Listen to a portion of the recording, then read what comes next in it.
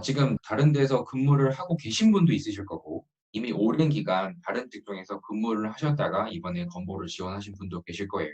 이 분들은 반드시 준비를 하셔야 될 필수 질문이 지원 동기, 이직 사유예요. 이직하시는 분들은 여러분들이 이직하고자 하는 사유가 무엇인지, 어떤 점이 불만스러웠는지, 어떤 부분이 부족했는지 이런 안 좋은 관점에서 한번 생각해 보셔야 되고 좋은 관점으로 표현한다고 하면 전 직장에서 내가 충분히 쌓아온 역량이 이만큼이기 때문에 건보를 통해서 충분히 그 이상을 발휘하고 싶다는 확신에 차서 저는 이곳으로 왔다. 이런 표현을 하셔도 되니까 이직 사유에 해당하시는 전 직장을 지니고 계신 분들은 반드시 이직 사유에 대한 거를 설명하실 수 있으셔야 돼요. 그리고 사기업과 공기업의 차이 이 부분도 이직하시는 분들은 더 말씀을 하실 수 있으셔야 돼요. 여러분들의 경험을 근간으로.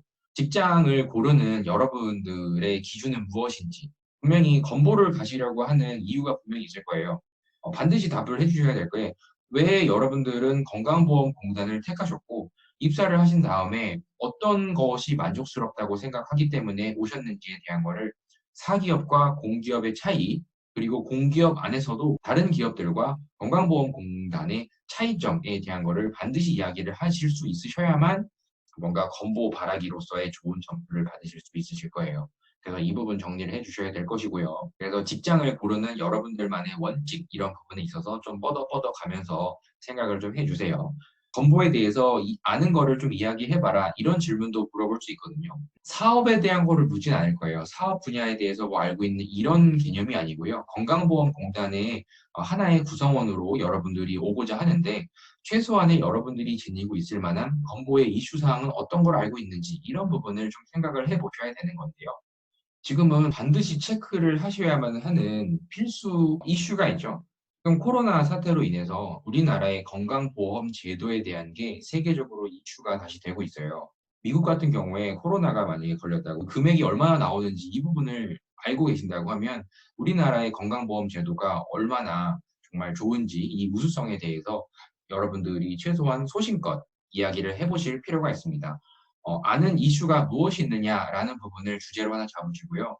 여러분들이 가장 관심 있는 주제에 대한 거를 1분 발표로 말하는 연습을 하시면 돼요.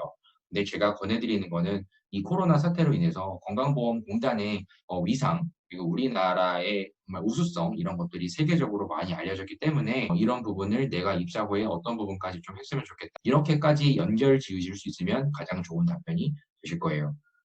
건보 안에서 지금 일어나고 있는 이슈가 있다고 하면 좋은 쪽으로요. 그 부분에 대한 거를 이 타이밍에는 말씀하실 수가 있으셔야 돼요. 현직자를 만나서 우리 공단 내에서 내부적으로 일어나는 좋은 이러한 이슈들이 있는 거를 난 알고 있다. 그래서 이 부분을 알고 내가 조금 더 보탬이 될 수 있는 무언가 이런 쪽으로 계속 이어가시면 돼요.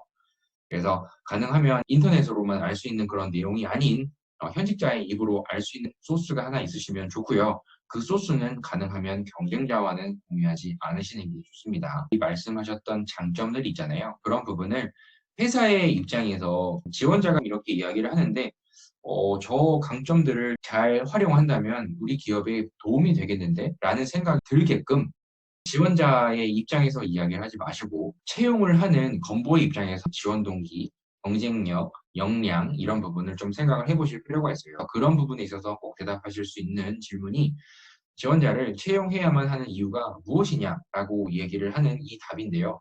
여기는 여러분들이 생각하시는 역량, 강점 이런 부분을 업무상의 보탬이 될 수 있는 역량을 하나, 둘, 셋, 세 가지를 생각해 보시는 게 좋아요. 역량이라고 하면 지식적인 측면, 이 업무를 하는 데 있어서 많은 지식을 쌓아왔다. 지식으로 인해서 쌓은 경험이 제일 중요해요. 그 부분이 기술력으로 표현한다면 뭐 우리가 흔히 알고 있는 대결 능력, 뭐 의사소통 능력 여러 가지들이 있겠죠. 뭐 태도적인 측면에서 경험을 이야기를 할 때 저는 이러한 이유 때문에 이런 행동을 했습니다라고 이야기를 하면 여러분들의 태도, 신념, 가치관 이런 것들을 다 간접적으로 느낄 수가 있을 거예요. 그래서 경쟁력이라고 표현할 수 있는 세 가지를 구분하시는 게 좋습니다. 그리고 기본적으로 입사 후에 내가 하고자 하는 일반 행정직, 요양직 각각 어떤 일을 해야 되는지를 나는 분명히 알고 있다. 그 중에서 내가 가장 하고 싶은 일은 이것이고 내가 가장 좋아하는 것도 이것이다. 왜냐하면 나는 예전부터 이렇게 이것을 하기 위해서 충분히 달려왔다. 이렇게 이어질 수 있는 흐름, 스토리 라인이라는 게 있으니까요. 반드시 과거부터 지금 그리고 미래까지 한 번에 생각하실 수 있을 답변이 제일 필요합니다. 그래서 반드시 이 부분을 정리를 하시고요. 혹여 이렇게 물어볼 수도 있어요. 입사 후에 예상되는 어려움이 무엇인가? 라고 물어보는 이 질문 유형도 가장 많이 나오는 유형 중에 하나거든요. 여러분들의 약점을 이야기를 무조건 하지 마시고요. 지금 여러분들이 생각하는 강점 첫 번째, 두 번째, 세 번째 뭐 여러 가지가 있을 거 아니에요. 그중에서 1번은 가장 내가 가진 강력한 무기겠죠. 하지만 한 세 번째, 네 번째는 조금 보완은 필요하지 않을까요? 그런 관점에서 지금도 어느 정도는 할 수 있는데 좀 보완해서 내가 충분히 더 이 역량을 강화하면 기업의 보탬이 될 수 있는데 현재는 아직 좀 부족해. 이런 부분을 이야기를 해주는 게 좋아요. 그래서 업무상 약점이 무엇이냐라고 물어보면 인정하시면 돼요.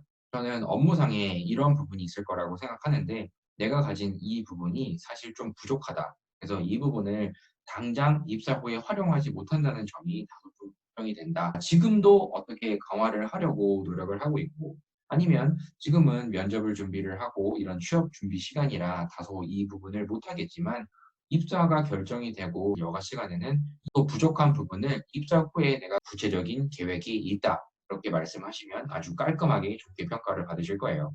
방금 말씀드렸던 이 부분이 결국에는 입사 후에 내가 무엇을 해야 되는지를 좀 더 알고 있다. 빠르게 적응할 수 있다고 이야기를 하는 그 근거가 돼요. 그러니까 입사 후에 다소 부족한 걱정거리 이런 부분을 좀 생각해 보시되 여러분들의 지금 가지고 있는 강점 중에서 좀 하위 쪽 강점 이런 부분을 이야기를 하시면 분명히 도움이 되실 거예요.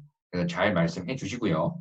방금 정리를 했던 입사 후의 구체적인 목표라는 부분을 단기적인 관점에서는 입사 후 적응력 부분을 생각해 보시고요.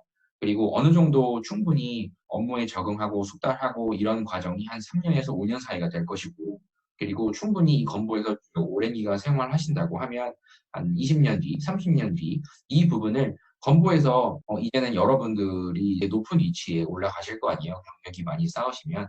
그러면 그때 어떠한 인물로 건보 안에서 성장을 해 있을지 이런 부분까지도 생각을 해보시는 게 좋습니다. 그래서 업무와 관련된 부분, 이 기업과 관련된 부분을 이렇게 정리를 하셔서 1차 답변을 다 완성을 해주세요.